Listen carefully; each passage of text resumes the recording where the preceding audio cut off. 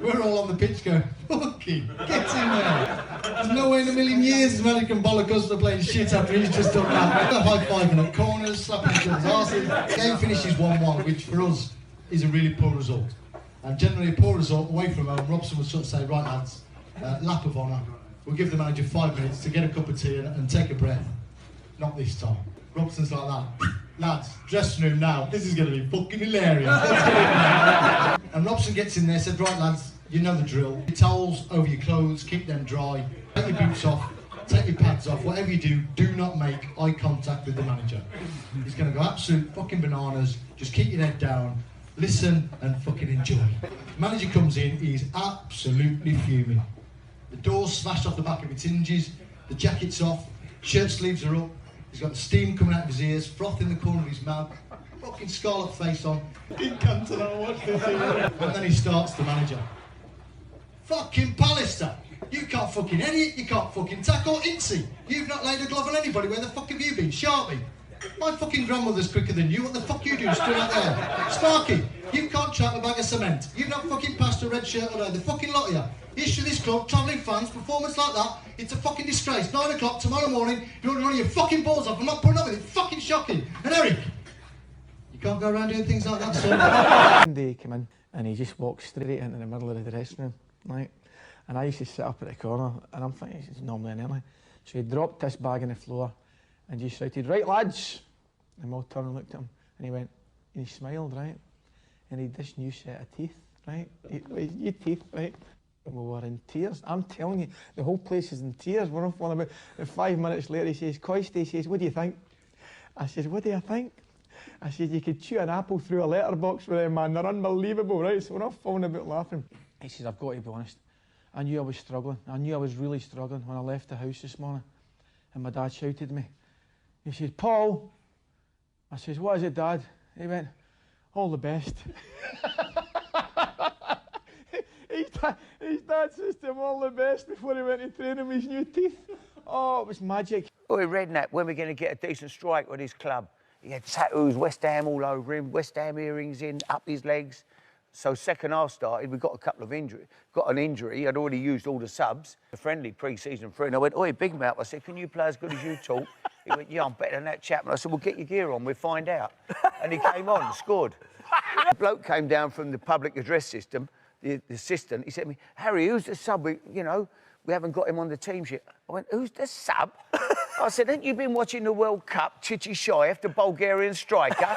He went, I thought it was him. The night before Scotland opened the World Cup against Brazil, and we had a party. All the Scots boys were it was ridiculous. It was just an official who's who of Scottish people. It was just magical. And obviously Sean Connery was there, Sir Alex was there, Jackie Stewart, Rory Bremner, you name it. And it was just absolutely brilliant. And Sean, I can remember Sean, just really let his hair down and had an absolutely fantastic time. We're all up singing, there was bands on, there was music, everybody's just going crazy. I was singing Bruce Springsteen with the band. It was either Born to Run or Dancing in the Dark or something like that. And I turned round and my backing group was Kenny Dalglish, Ewan McGregor, Sean Connery, Gavin Hastings, right? And I thought to myself, Bruce Springsteen couldn't get a backing group like this. And Sean Connery, at one point, Sean had the top off. He had the top off, bare chested, giving it plenty. As I say, when he signed it, Rangers Water signed him prior to the Old Firm game. I mean, as you'd imagine, and as you would hope, he trained as he played, right? We've got the Old Firm game coming up at the weekend. And Gattuso's running about scything people, you know, the way a real terrier type. Walter's going off his head. He said, we've got a game at the weekend, we're playing Celtic. He says, we need to watch some of these tackles.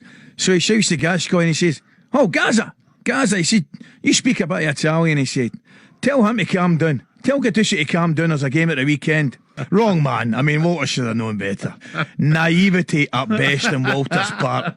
So what does Gascoigne do? He tells him that the manager wants more off you. If he wants to play at the weekend, you need to show a little bit of level of commitment in the training.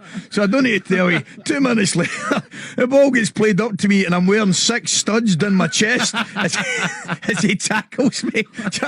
Walter's going up electric on the sidelines, man. The second time I marked Duncan, and don't forget, I'm only 20, and I'm not the tallest. I'm only 6 foot. I'm not the tallest centre. I'm just under 6 foot.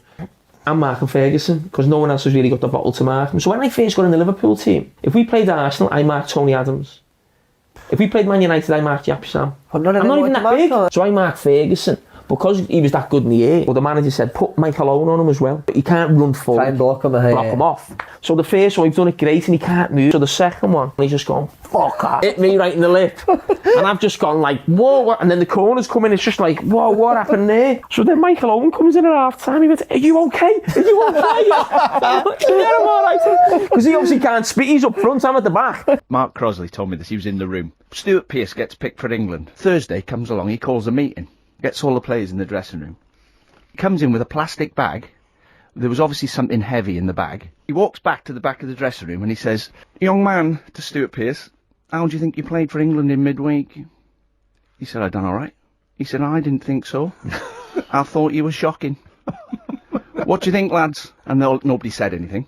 Well, our captain, lads, is a fraud. Pearce said, what do you mean? He goes, well, on last week's programme, page 9, bottom left corner, there's an advert in there. Stuart Pearce Electrics. Explain what's that? I said, well, when I was playing non-league, we had electrical family business, and I'm just trying to keep the business going. Lads, our captain's a fraud. He said, what do you mean? He said, well, if my Barbara rings that number, are you going to answer it if her light bulb's gone in her house? He said, no, it'd be my brother. Well, you're a fraud then, son, because it says you'll come. If you're any good at that... He opens the bag, takes the bag over to him, takes an iron out of the bag. My Barbara's iron is broken. Fix it by Saturday or you're not playing. Walked out. Fixed it and put it on his desk Saturday morning to make sure he played.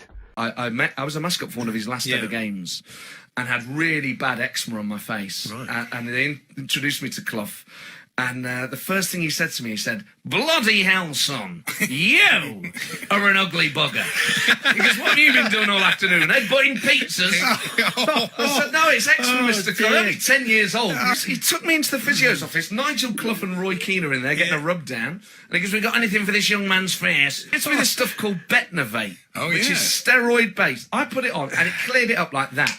I go back to my GP, I'm only 10, so I used to have to go to the doctor with my mum. Yeah. And he goes, oh, God, your eczema's gone. What, have you taken wheat out of your diet or dairy? I said, oh, no, I've got some Betnovate. He said, where on earth did you get that? They tested it on horses. Don't use it on your face. It can cause skin cancer. Oh, no. I said, but Brian Clough gave it me. And he immediately went, you met Brian Clough? And my mum was like, it doesn't matter whether you met Brian Clough. Is his face going to stay on his skull? His first meeting with Gascoigne, he hadn't met him yet, but all he could hear was this Geordie fella in the swimming pool playing with Walter's two boys, Neil and Stephen. Gascoigne was playing with Neil and Stephen in the pool, and every 10 minutes the shout would go up, PCDS, right? That's what Gascoigne was shouting, PCDS, right? And Walt was like, what's this PCDS? What's going on here? And then it took him about 2 weeks later to find out it was a shout to the barman, Pina Colada double strength, right?